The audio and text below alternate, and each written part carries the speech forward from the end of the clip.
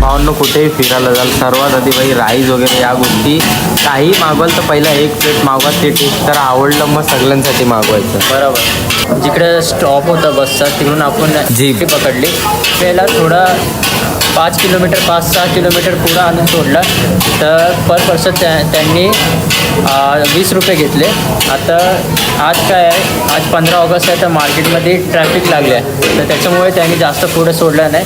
मग आपल्याला इथून विल्सन डॅम चालत जायचं आहे पुढे. तर फुल भाजी मार्केट लागलेलं आहे. तर आपल्याला ना या रस्त्याने त्या साईडला असं फिरून जायचं आहे.